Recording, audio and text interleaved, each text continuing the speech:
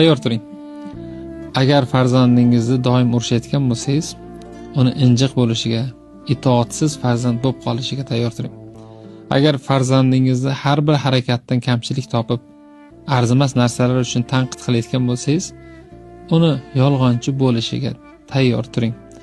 Agar farzandingizni bir ishni o'zi qilishiga yo'l qo'ymasdan har bir ishiga aralashayotgan bo'lsangiz, mas'uliyatsiz, befarq farzand bo'lishiga tayyor turing.